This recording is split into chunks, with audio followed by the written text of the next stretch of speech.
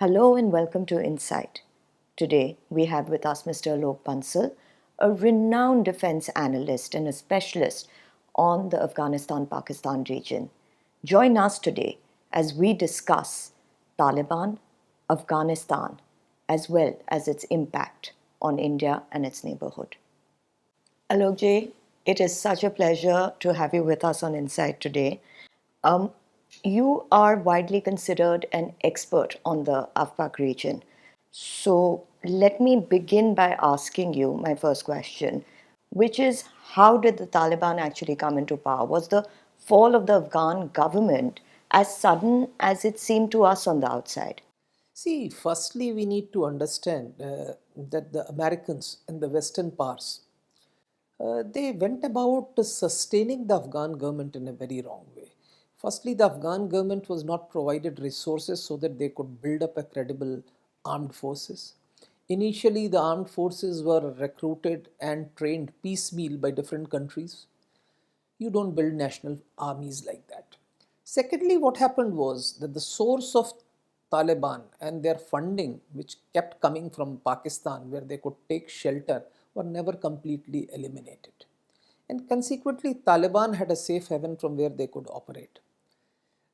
And subsequently, the US presidents, by declaring that they wanted to pull back, actually gave Taliban they rejuvenated the Taliban, because Taliban would often say that Americans may have the watches, but we have the time. Because once a timeline is set for withdrawal, then the Taliban only had to outstay. The problem with Afghanistan was that the most of the security forces and people uh, have had nasty experiences of regimes collapsing. So the sheer presence of a Western force, even if it was token, gave them a semblance of stability. And more importantly, this time ISI was far more proactively involved with Taliban, and they had learned their lessons from the last time when they had come to power. Consequently, what happened was the Taliban initially occupied the countryside, and thereafter they went about systematically capturing all the border posts, especially those which actually connected Afghanistan to countries other than Pakistan. So we saw that initially the border posts with Tajikistan, Uzbekistan, Turkmenistan were captured, then with Iran were captured, and finally the government was dependent only on supplies through Pakistan. And Pakistan, in any case, wanted Taliban to come to power. More significantly, unlike the last time, they did not allow the regime an access to fall back. In the previous time, the northern area was clear, so the forces that were defending Kabul had one access to fall back. And when a body of troops knows that they have at least an escape route, they fight till the end. But in this particular case, there was chaos because they felt that they have been surrounded totally and they had no other place, and panic had set in. And consequently, what happened was that many of the soldiers either deserted or even surrendered to Taliban because they felt that this was a lost cause, because they started from the north. And that's how it happened. And because of this, the moment that soldiers felt that the regime is crumbling, you saw that it was a standing army which was giving a good account of itself, was fighting very well. All of a sudden, it crumbled. And that often happens in armed forces if the people who are fighting believe that they may not survive. They feel that this regime that they were defending is no longer there, because till then you have a cause, you're defending a cause. But when the cause eliminates, then it's survival of one's. Then an individual is by himself, and that's when the people try to look for their safety and security, and that's what happened. More importantly, the support that the Pakistani armed forces gave to Taliban was far more than anything else. In fact, the Panjshir resistance, which was cleared up, was by using Pakistani Air Force, because they also realized that if certain territory in Afghanistan remains with the previous regime, then in due course that will become a rallying point for all the discontented element. So the aim this time of ISI was that at least no Afghan territory remains which is under control of other forces. And even today, though there are resistances, guerrilla movements running, but there is no clearly defined territory which you can say is with the other group. Because the moment that happens, then a large number of countries could recognize that government, and that starts getting funding. So that's one of the reasons. So that's why we saw this happened. And I think one of the reasons was that the previous government of Ashraf Ghani, the manner in which he escaped actually was a very, very disastrous thing, because when the leader escapes the country, you can contrast this with Zelensky in Ukraine and see how leader makes a difference. So the fact that Ashraf Ghani scooted actually led to this sort of a disastrous result. Also, his government was primarily comprised of most of the members who were expatriates, who had actually lived abroad and had come to Afghanistan. And these people had no roots in Afghanistan. At the first sign of danger, they scooted. And it's a very, very sad fact, and that's how we saw that Taliban came, because the Western world had also come to some sort of terms with Taliban. Yes, they thought that Taliban's coming to power will provide stability to Afghanistan, which to my mind is actually a very wrong belief, because we can see what's happening in Afghanistan even today. But do you think that the Western world thought that Taliban coming will provide stability, or was that an excuse in terms of that America had been in Afghanistan for so many years? Effectively, they could not uh, take on the Taliban, clearly. Why did that happen, and were there other reasons for their exit? See, unfortunately, Americans bought the Pakistani narrative, which said that there can be no stability in Afghanistan without Taliban. And that's a sad part, because it was very clearly evident that a vast majority of Afghans did not want Taliban. Having said that, American pullout from Afghanistan was not a problem. Americans could have pulled out. In any case, Americans were not fighting the war. It was the Afghan National Army which was fighting the Taliban for last so many years. But as I said, the symbolism of their presence there provided as sort of stability to the government, which actually vanished the moment President made an announcement that we are going to pull out by 31st August. Now that led to that cookie crumbling, because people felt that the government may not last. And then, of course, when Ashraf Ghani went, then there was no leadership remaining, so people had to.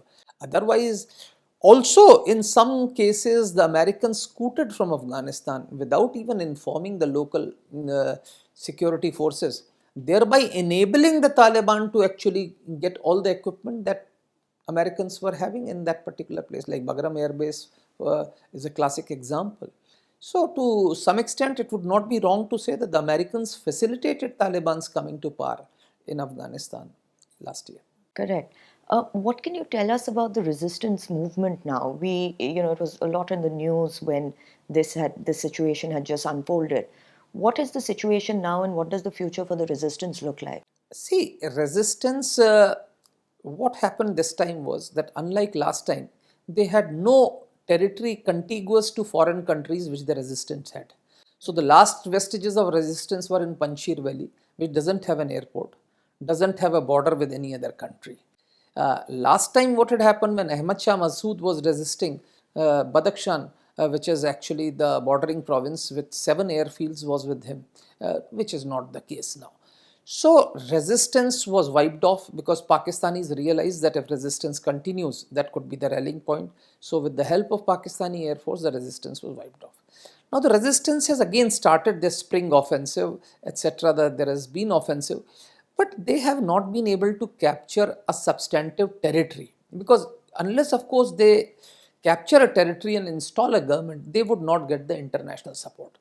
The second thing is, this time the international support is not to the resistance as it was last time, because most of the Central Asian states, with the sole exception of Tajikistan, are willing to talk to Taliban, and in fact are talking to Taliban. Even Iran, which was a very, very strong supporter of the Northern Alliance last time, still got its embassy functioning in Kabul and is talking to Taliban. Even India is in two minds. We have not provided any support to the government of Amrullah Saleh or Ahmad Massoud as human rights. The second thing is that the resistance at this point of time is primarily Tajik resistance. The National Resistance Front is actually comprising of Tajik ethnicity. The other ethnicity, the leaders of other ethnicities who oppose Taliban and have gone primarily to Uzbekistan or places like that, they are still waiting and watching. Like Dostam, Atanur, etc., who are in Uzbekistan, and I think to a great extent, Uzbekistan's government uh, at this point of time is using them as a leverage. And Uzbeks are, in this particular case, as far as Afghanistan is concerned, are primarily taking their cues from Turkey rather than from Russia. So it is the Turkish speaking countries which have come together, and this is helping Turkey to spread its influence in Afghanistan. And that's what they are trying. So that is the thing. Unless, of course, all these opposition comes together, there will be a problem. And that's why we are seeing the Taliban are not able to hold the things. The NRF is carrying out attacks on them. A helicopter was brought down just a few days back and they have been targeting. But it's more a guerrilla warfare than holding a territory. Because unless, of course, you hold a territory, you can't get that sort of a de facto recognition or things like that. Correct. So obviously, this seems like a long-lasting situation. There isn't going to be any sort of decisive resolution to it anytime soon, I assume. So, what sort of impact, when we talk about it purely in terms of security threats, does it have on India? And here, I mean, not just the northwestern frontier, but let's say, would it have an impact on the northeastern frontier as well? See, Taliban's presence in Afghanistan will have an impact on the entire region. In fact, it would not be wrong to say that eventually it will have an impact on the entire globe. So, India is not an exception. We need to understand what Taliban's coming to power has done. Because very often the Western analysts do not understand the symbiotic relationship between Al Qaeda and Taliban.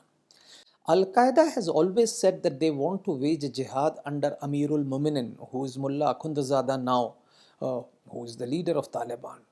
Now, with his coming to power, now they have a territory under their control. Because one of the theological prerequisites of jihad is that the jihadi army should be in control of some territory. Because very often people don't realize that the Prophet did not fight in Makkah when he was opposed, though he had adequate support.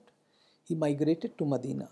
But when Medina was under his control, he recaptured Makkah. So, territory is considered absolutely essential for theological validation of jihad. So, now with Afghanistan having fallen to Taliban, the global jihadi movement gets a fillip because then that jihad gets theological legitimation. And this theological legitimacy will see large number of people again joining. And this is what had happened, if you remember, when Mosul had fallen to Islamic State. Because that time the jihad that Islamic State was launching had got theological legitimacy.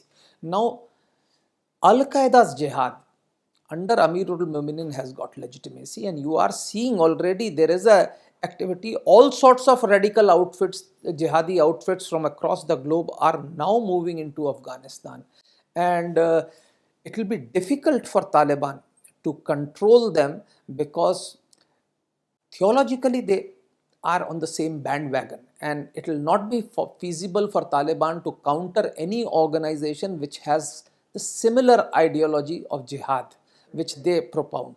And as a result, you find that even those countries which have been supportive, or those powers which have been supportive of Taliban, they have not been able to counter the outfits that are targeting those. Like Chinese Uyghurs have merely been relocated, but no action has been taken against it. Even Tehreek-e-Taliban Pakistan, which has been fighting in Pakistan, no worthwhile action has been taken. They have been just told don't fight or something. They have tried to mediate, but no drastic action has been taken. And here we need to understand one very important facet. The Taliban today cannot dilute its ideology even if it wants to, because it has come to power based on a particular ideology. It has drawn recruits based on an ideology. And now if it dilutes the ideology, there is a rival claimant. You have Islamic State which also claims to lead the global jihad. So if Taliban modifies its stance and dilutes its ideology, the foot soldiers of Taliban will move over to Islamic State. And as a result, today Taliban faces threat not only from National Resistance Front, but also from Islamic State, because Islamic State claims this Taliban is, of course, a munafiqan or a hypocrite who are actually leading a sham jihad. So they consider themselves. So the Taliban cannot Like, this is what I feel. The global community and a lot of analysts have been talking of Taliban 2.0, which to my mind is oxymoron. How can Taliban 2.0 be? Does Taliban say that they don't want to wage a global jihad? No. Have they at any stage said that they don't want to create Islamic State which will be compliant with Sharia? No. And as a result, we are seeing slowly but certainly they're showing their true colors. See, initial compromises which they made, because they knew at that point of time they were very insecure. They felt that if that stage of time the global community started supporting their opponents, they could have been rolled back. More and more, as they are becoming more confident by the day, they are showing their true colors. Initially, they did not stop women. Women were moving around. You had Western women reporters reporting. There were women even protesting at some stage. Now you are back to head to toe burqa. They have said women cannot be educated, so they're back. They talked of inclusive government. There are no inclusion. And that's what we are seeing. And eventually you will find that even sectarian minorities or religious minorities would only be able to survive as second class citizens. While their ideological framework through which Taliban governs has some space for religious minorities, to my mind, there is no space for sectarian minorities. Quite right. We've also recently seen the last of uh, the Sikhs move out of Afghanistan. What do you make of that? See, it's very unfortunate that Sikhs have had to move out of Afghanistan because uh, even under their first rule, Taliban had imposed certain restrictions on Sikhs and they had to identify themselves. It was something like a Nazi rule. You had to wear yellow clothes and things like that so that they could identify that you are a non-Muslim. Of course, their rationale was that they wanted to impose their strict rules which they have for Muslims and to identify that a particular individual is non-Muslim so that they give them relaxation. They wanted him to be easily identifiable so that the foot soldiers of Taliban or the uh, moral policeman of Taliban could identify them. But it was certainly not a desirable thing. Again, as far as women's education, etc., all those things were also applicable there. But most drastic thing was that under Taliban rule, cremation had become a big problem. Cremation was not allowed, so it was a very, very big problem for non-Muslims. Now, under the Taliban 2.0, Taliban was very keen that some vestiges of religious minorities remain in Afghanistan, primarily to project to the world that yes, we have a pluralism. Also, in Taliban's scheme of things, a religious minority can live in Afghanistan, albeit as a second class citizen. The Dhimmis could live in Afghanistan, that was allowed. And as I see, and again, this is my personal perception and based on my analysis, is that in days to come, you will find once Taliban has consolidated itself, because at this point of time, it has a lot of requirements. It wants Iran on its side, it doesn't want to antagonize Iran. You would see a greater persecution of sectarian minorities because they are considered as munafiqan or hypocrites. And for them, the only punishment for a hypocrite is death. Apostasy is punishable by death. And that's how it is. Correct. Let me ask you then, in this light of the way situations are unfolding, India has extended a lot of aid to Afghanistan, over 3 billion. What happens to the India Afghanistan relationship in terms of Pakistan being a key stakeholder? See, let's be very clear. A lot of Westerners ask, what happens to your investments? Indian investments were not with the purpose of return. The India's investments in Afghanistan were aid. They were meant to benefit the Afghan population. If we established a school, if we established a dam, if we established a parliament, we built a parliament, or we established an electricity grid, or we built a road, it was primarily to help the Afghan population. So it was an aid. And that I think Afghans realize that India has been helpful to them and that we have managed to do it. So as far as Afghan Indian investment is there, some of it might become infructuous for the time being, like Parliament House. In a regime that is dominated by Taliban, I don't know if that Parliament House will have any utility. But certainly the schools, the roads, the dams will continue to have relevance and will remain. Some of the women's school may not function for the time being, but eventually that infrastructure remains. So Indian aid remains. The thing is that Afghanistan is going through a very, very catastrophic period. There is a huge humanitarian crisis. There is an acute shortage of food. There is acute shortage of medical supplies. And the largest chunk of population anywhere in the world has fallen below poverty line is in Afghanistan, according to all United Nations. So India has tried to provide supplies to the Afghan populace without in any way legitimizing or strengthening the Taliban government. Although, as you know, you are aware, in just last few days, India has made some overtures to Taliban because an Indian delegation went to Afghanistan to see how Afghan Indian aid is being distributed. And there is a feeling that now that there is some distancing between Afghanistan and Pakistan, India could probably take advantage of it, because we need to understand that geographically and historically, Afghanistan and Pakistan have problems. So, for geographical and historical reasons, irrespective of what Pakistan may have done for Taliban, any regime in Afghanistan will have problems with Pakistan. So that factor being there right from 1948, when King Zahir Shah opposed Pakistan's entry into United Nations, till previous Taliban regime, none have been in a position to accept Durand Line as an international border. So that issue will remain.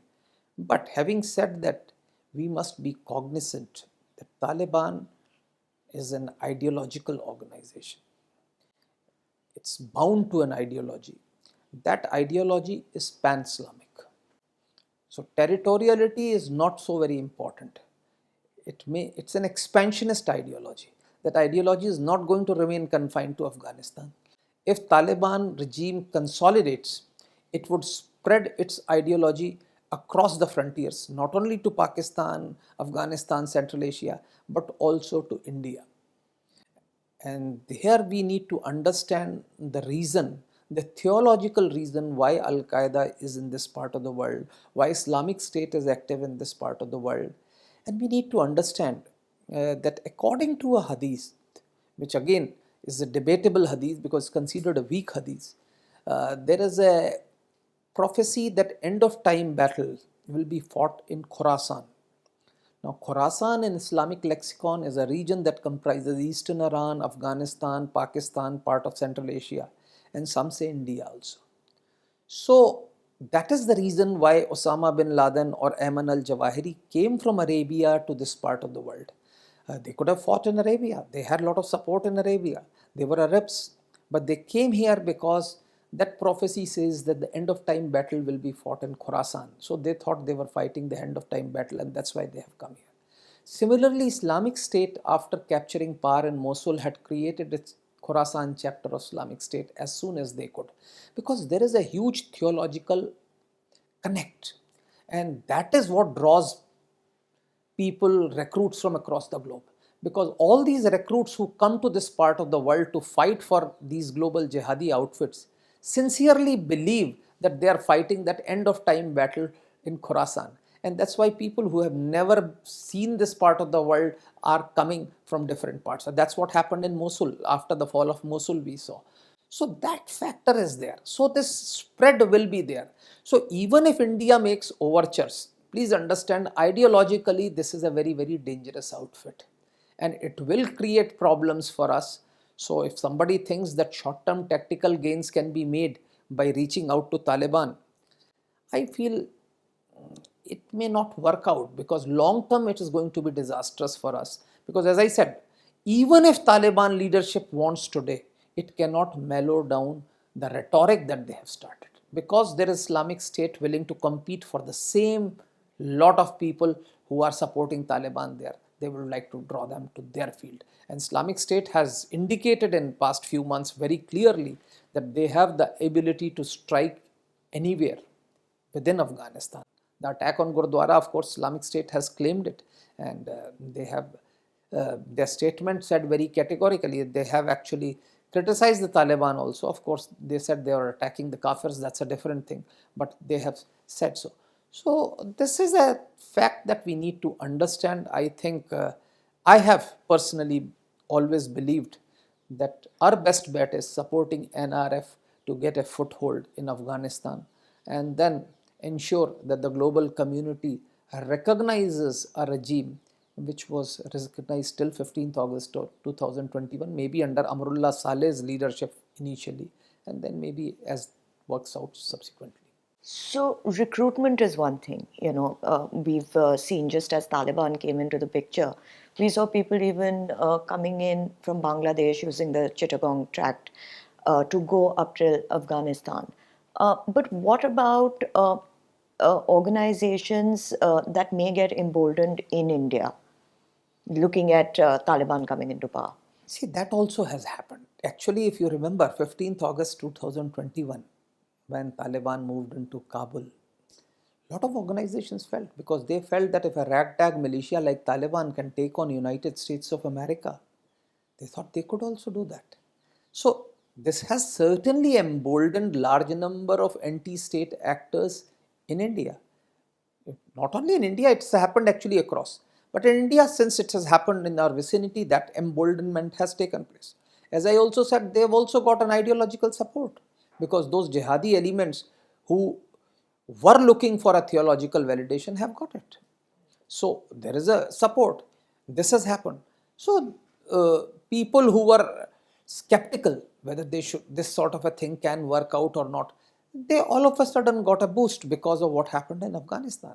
And it would not be wrong to say that what happened in Afghanistan was certainly not in our interest, because now many of these battle hardened players, if Afghanistan goes firmly under the control of Taliban, will relocate to the new battlefields. Please remember, those foot soldiers of Taliban who have been fighting for decades will not start plowing the land just because Taliban has come to power.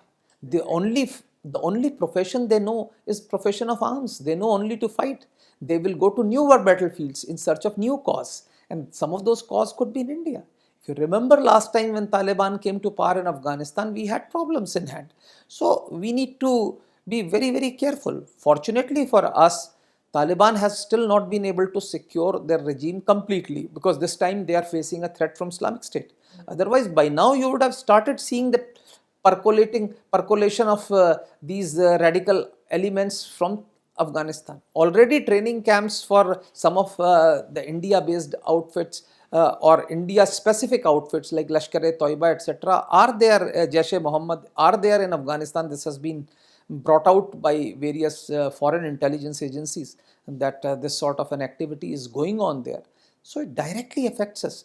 So there is no doubt that we are affected by what's happening in Afghanistan, because a lot of people in India often say, what have we got to do with Afghanistan? The fact of the matter is that what happens in Afghanistan has a direct impact on India. And India will, at some stage or the other, will have to fight the ideology that is represented by Taliban. And it is better to fight it in Kabul than to fight it in Wagah or Kashmir. Absolutely. I think I completely agree with that point of yours that these are hardened warriors. They're going to look for another place to fight their battles. And, even rehabilitation of short term wars have a lot of effort that goes into rehabilitate them. Like you said, they can't just become farmers overnight. There's a psychological impact also that they have taken with. There is no doubt about it. Firstly, there is a psychological impact. Secondly, the skill. They don't have any other skill other than to fight. Thirdly, Afghanistan does not have any economic activity. It's actually a country which is spiraling down the economic ladder. So, for a country like that, rehabilitation of these troops is not feasible. Secondly, are they willing to be rehabilitated? Because they have joined Taliban with a particular objective or goal, establishment of a global Islamic emirate. Now, will they be willing to say, yes, we have stepped the first step, now we should start doing something else? No, Many of them have come with some utopian ideals of creating a global Islamic Emirate. So they would want to go to relocate to other places. And this is with this intent you see that all sorts of outfits have congregated there. Because any outfit that is fighting for global jihad has relocated there because they now feel that there is an emirat where they can get a safe haven. So they have relocated, and their ideas also mix up with the local population, local Taliban, because they also get influenced, they influence them, and as a result, it will not be easy to expect that these armed cadres of Taliban will come into the mainstream. Quite right. But tell me, where does China then fit in? Is there a possibility of? I know you said earlier that Afghanistan and Pakistan also have their own problems, but is there some sort of a possibility of some sort of union or a nexus between between Pakistan, Afghanistan, and China? See, China, like the US, thought that they could work with Taliban through Pakistan. And they know that Pakistan's ISI has a great influence on Taliban. You saw DG ISI go to Kabul to establish a government in Afghanistan. So China thought that they could tap the economic resources of Afghanistan because of ISI's influence on Pakistan. And that's why they have been backing Afghanistan. They have received the Taliban delegation in China. They have been interacting. They also hope that through Afghanistan, they'll get a safer and a closer access to Iran. They already have a rail link to Iran through Central Asia, but they think that probably through Afghanistan from Central Asia they could get another link to Iran, because the Belt and Road Initiative is a very, very important facet for China, because at this point of time Xi Jinping is under pressure because Belt and Road Initiative has not delivered. There are reactions to Belt and Road Initiative, and party congress is to take place, and reports emanating from China say that there has been certain diminishing of the stature of Xi Jinping. So Xi Jinping wants that. So that's where I think they come into play as far as Afghanistan is concerned. They have been believing that they can influence Afghanistan. And Afghanistan has been, the regime has been making friendly statements vis-a-vis China. Having said that, there is a problem. That's what I was trying to tell you, is that Taliban, despite its proclivities towards China and Pakistan, will not be able to curtail the activity of any outfit which is ideologically aligned with them but is against these states, like Uyghur militants. So what has happened is that China, there have been attacks by Uyghur militants in China. China have been wanting that they should be handed over to the Chinese, which Taliban has not been able to do and will not be able to do. And similarly, it's been the case with Pakistan, where TTP had increased its activities. Now, of course, Taliban has managed to mediate between the two, but the demands of the TTP will be very, very difficult to fulfill for Pakistan at this juncture. TTP has certain demands like returning FATA back to its original shape, the merger with Khyber Pakhtunkhwa to be done away with. All these issues are coming into play. So, as I said, China wants to utilize the resources, thinks that with ISI it can influence it. And again, as I said, any outfit like this has disparate elements within it. There are sections of Taliban which are quite aligned with ISI, which are virtually controlled by ISI, especially the Haqqani network and things like that. But there are elements within Taliban which are very, very hardened ideologically, which are theologically hardened. They have a theological mindset. So there are different groupings, and as a result, while they want to be friendly to Pakistan and China for having supported them, ideological compromise for them is going to be difficult. That might work in our favor, so as to say. But having said that, moving on to trade, with all of this happening with Taliban in power now, how does it impact India in terms of trade with Central Asia, Iran? See, unfortunately, we have really not been able to trade with Central Asia in the manner that we want. Central Asia is a huge market, is a huge mine of resources. If we could have access Central Asia, the resources from Central Asia would have been useful. Unfortunately, Pakistan is unlikely to give you access to Afghanistan and Central Asia, and that's very clear. Like even today, the trucks from Vaga, they come They can come with equipment, goods and offload at Wagah, but they had to go back empty because Indian goods could not be carried by them, and that's been the status position of Pakistan. Though earlier Afghan regime was trying to pressurize Pakistan, saying that if you want access to Central Asia, you must allow Indian goods to come to us, but Pakistan has not accepted it. Now, we built a road through Afghanistan. I don't think so we'll be able to use this road till there is complete peace in that part. We are working on Chabahar port. We are operating portions of Chabahar port, and we have plans of accessing Central Asia through Iran. But we must also understand that Iran today is far more under the influence of China than it was in the past. Despite President Biden's statements to the contrary, the Obama deal, which with Iran, which he had negotiated, President Obama, has not been, because now there are newer demands. Because now Iran wants that the Republican Guard should be declassified as terrorist organization or things like that, which US feels is going beyond the original demands, and there is of course a controversy. So as long as Iran US relations don't normalize, it's going to be very difficult to trade with Central Asia through Chabahar or through Iran, because Iran is afflicted by various sanctions. The port is still not functioning as per its optimum capabilities because that cranes, etc., essential equipment has not been supplied. No shipping company is willing to supply those things. No company is willing to supply goods because they automatically come under the ambit of US sanctions. So to my mind, actually, if you have to trade to Central Asia, you'll have to look out of the box. And the only way of trading with Central Asia is through Xinjiang. And that, unfortunately, after Galwan, is an option which is at the moment closed. But I think in a long term, if we have to really trade with Central Asia, it would have to be through Karakoram Pass and going into Central Asia, because that is one route which is going to remain stable, and at least will pass through more stable, and this will be very close route as far as distance wise is concerned from Central Asia to that part. And this has been the traditional trade routes of yore, because when we talked of silk routes and things like that, Leh was actually the highest crossroad of the world. Unfortunately, today it has become an isolated corner of India. So eventually, I think, if at all, India and China relations improve in days to come, Karakoram Pass should be the gateway for India as far as accessing Central Asia is concerned. But there is a big prerequisite of that, that is at least normalization of relations with China, at least reaching pre-Galwan position, which at that stage looked quite likely. Today it looks quite difficult.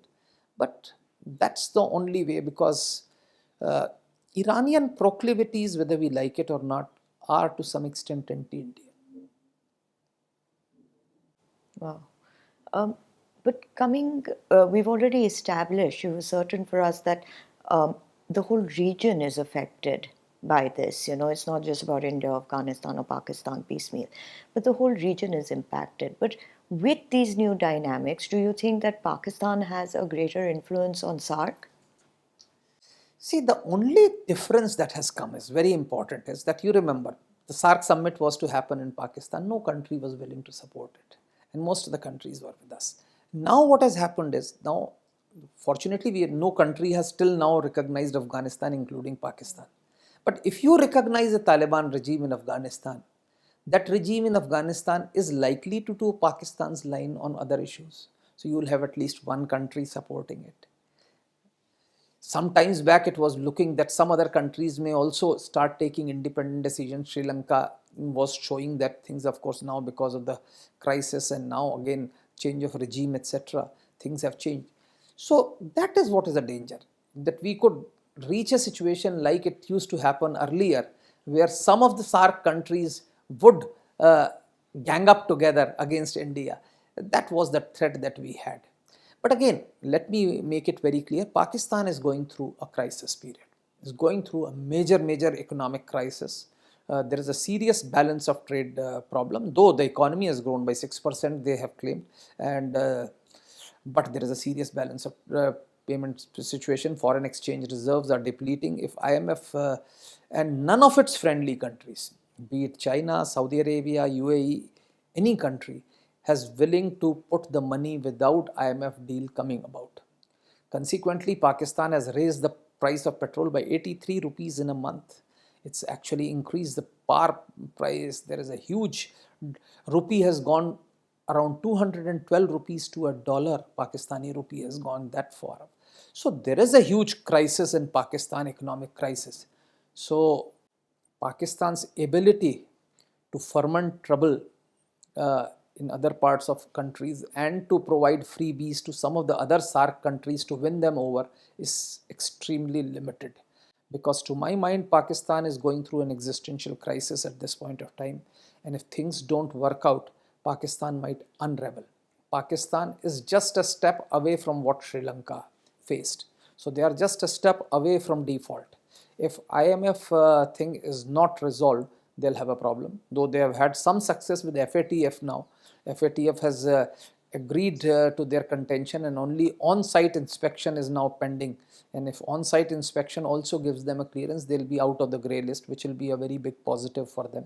But having said that, at the moment they are in serious crisis, and that crisis I really don't know. The only way they can resolve it is the IMF agrees to give them, and I think negotiations are going on. They're hopeful of clinching the deal, because without that there was a huge problem. The refineries in Pakistan were not able to import oil because the LCs were not being accepted. The LCs on Pakistani banks were not being accepted by international things. They wanted foreign banks to underwrite that, and not many foreign banks were willing to do that. Foreign banks wanted upfront payment before issuing underwriting an LC. So there has been a huge economic crisis, and if things don't work out the way Pakistan wants it, because Pakistan is also, this economic crisis is also coupled with an internal political crisis, because we saw a change of government. Imran Khan, who has the popular support, is whipping up emotions, and a common man in Pakistan is definitely not happy. You increase the price of petrol by 83 rupees in a month. He has a huge, the inflation is at a rock high. So there is a problem, and common men are very unhappy, and Imran Khan is able to tap into that. And that's where the problem is. And he has obliquely been hinting at against military also, because the fact is that the regime changed with the tacit support of the general headquarters at Rawalpindi. So he has been making those statements, and those statements have a problem. And if this stage Pakistan defaults, to my mind, there will be problems. There will be serious problems for Pakistan. Alokji, thank you. You gave us a really in-depth perspective of the past, future, present. But clearly, I'll come to my last question now because we're running out of time. But clearly, Pakistan is in a really precarious position. There are lots of ifs and buts involved in it. Afghanistan is in a precarious position. How do you see India in the future being able to manage peace in the region? See, I think we have lots of lessons to learn from Pakistan if we have to actually, because Pakistan and India came out at the same time. And the fact is that the founders of India genuinely believed that Pakistan could not survive economically, will crumble and fall back on India. There are recorded evidence to say that both Nehru and Patel believed this. It did not happen. On the contrary, till 91, Pakistan did reasonably well, and its per capita income was higher than ours. It's only post-liberalization of 91 that we have started galloping. But today, Pakistan is on the verge of collapse. Most of their problems emanate from one single factor: overemphasis on religion.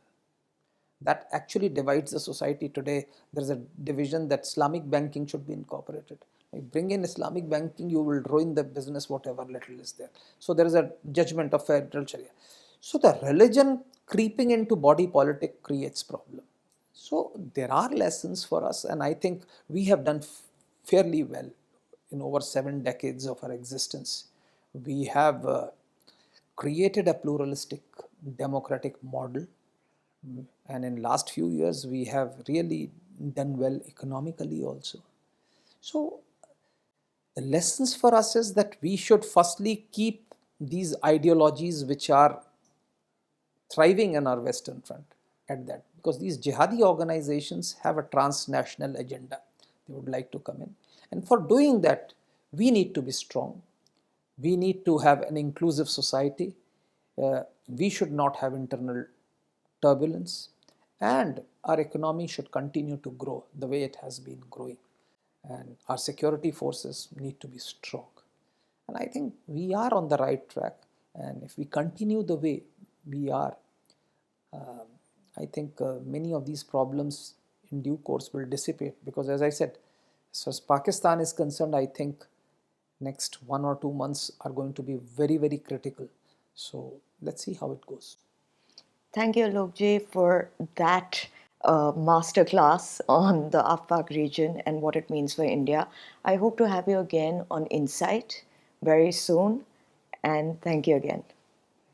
With the Taliban now in power for quite some time, what has become clear that Taliban 2.0 might have been a little premature. Additionally, with Pakistan being in a really precarious position, economically as well as politically, India must remain ever so vigilant. But, like Mr. Bansal said, that India is on the right track, and so we must remain. Thank you for watching us. Till next time.